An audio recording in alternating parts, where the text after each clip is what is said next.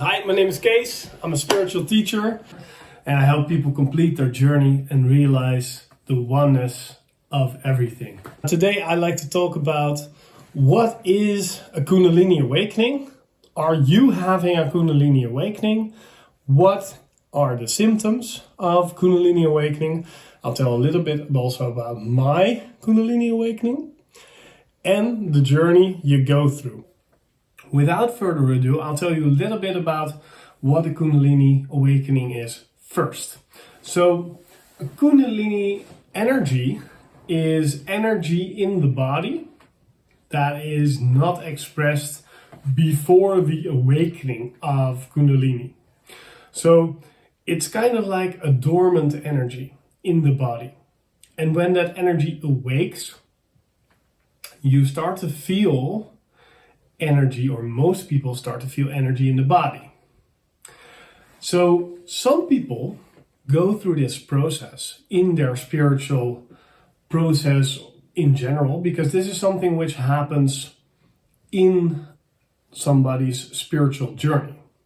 So not everybody has this happen to them, but if they expand to a certain level, it will happen, but sometimes it's not that noticeable. So these people will usually not look at Kundalini awakening or Kundalini awakening symptoms because it's just not that prevalent for them.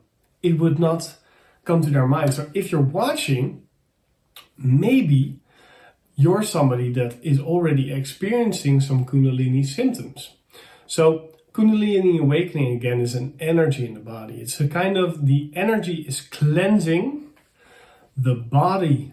Right, you have the body and the mind, right? The body-mind is how we're experiencing life, and we're experiencing life through the body, and the mind is something we're experiencing, all of us, next to that.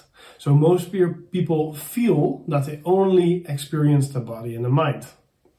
So this body-mind, when we sort of awaken to a new level of expansion, you could say the spiritual level, the soul level of expansion, then what happens is that this body and this mind starts to get cleansed. So the mind starts to get cleansed usually through either spiritual awakening or sort of by different insights or experiences you could have. And the body starts to get cleansed usually by Kundalini energy. And that can be awakened by either doing different Kundalini practices or different yoga practices or breathwork practices or by meditation. Again, for some people, these symptoms are very subtle. And for other people, they're not so subtle.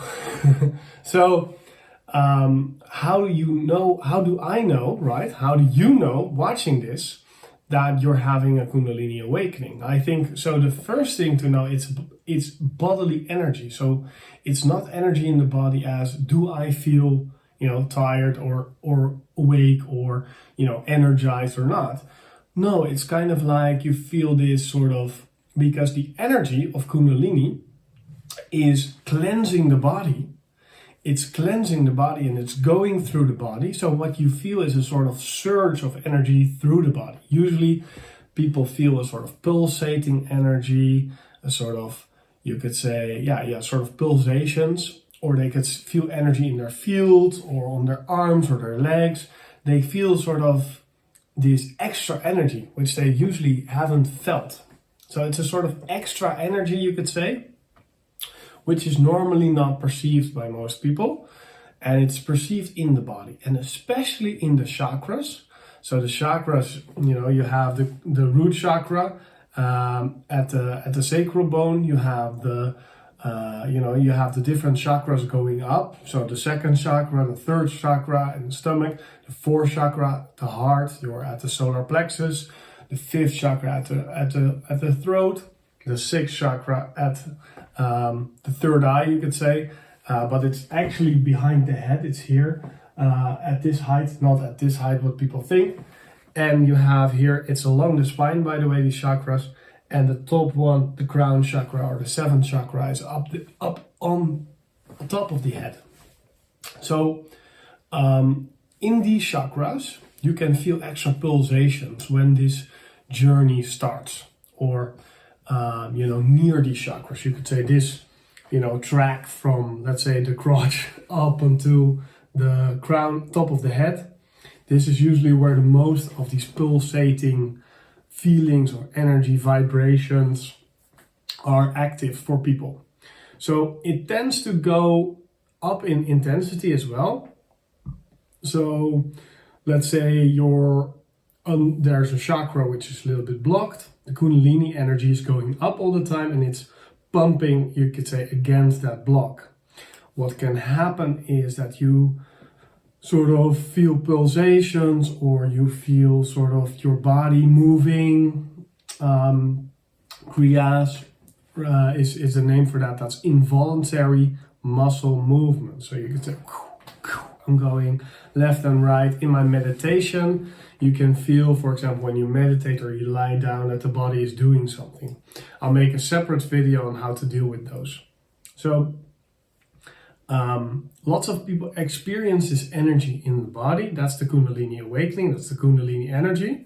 And this extra energy goes up usually. And it tends to end, from what I hear, because my Kundalini energy is not at the end yet, but it's at the 7th chakra and still cleansing away things. But what I hear, it ends sort of with a bang and with some new insights, you could say. But my Kundalini journey has lasted for the last 4.5, maybe 5 years, where this energy is slowly going up in my chakras, but also it's slowly expanding.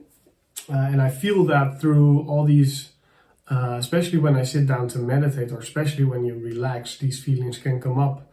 But you feel this extra energy, you could say, and this extra energy, you feel that it's going against blocks. It's sort of bumping up against certain blocks.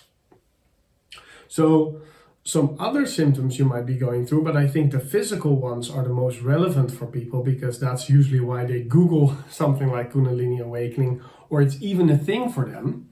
But there are some other symptoms which you might have, and I grabbed the laptop because I have a little list. So you can feel a spiritual connection with the divine that transcends ego, you could say. You can feel bliss or bounded love. You can experience periods of oneness or compassion. You can, develop this extrasensory abilities or extraordinary gifts, you could say. So the gifts of, clairvoyance, claircognizance, things like that. You can sense a lot more maybe with people. You're inspired to make big life-altering decisions or changes in your diet. A lot of people have diet changes during Kundalini awakening. Synchronicities like the 1111. Profound insight into behavior and past experiences. Your empathic ability strengthen, understanding the nature of mind and how it influences reality, and you get cosmic downloads of information, soul communication.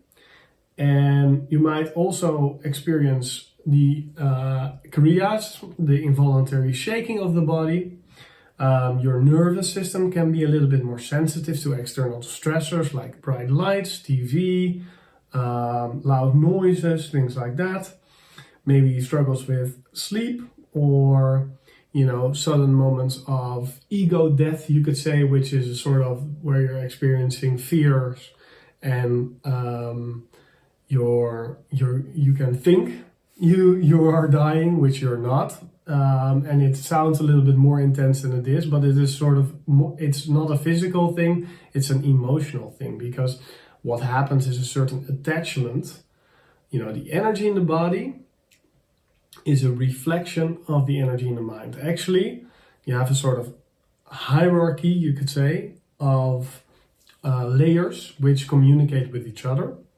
And the hierarchy of layers is actually, first you have the soul.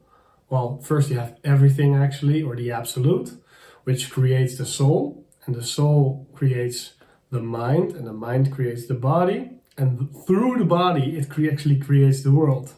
Right? The world is already there, but your world is through your perception, through the body, and the body is related to the mind. So the body is actually, and all these energies in the body you're feeling, and all these blockages in the body, they're actually related to the mind, because it's actually a projection of the mind, right?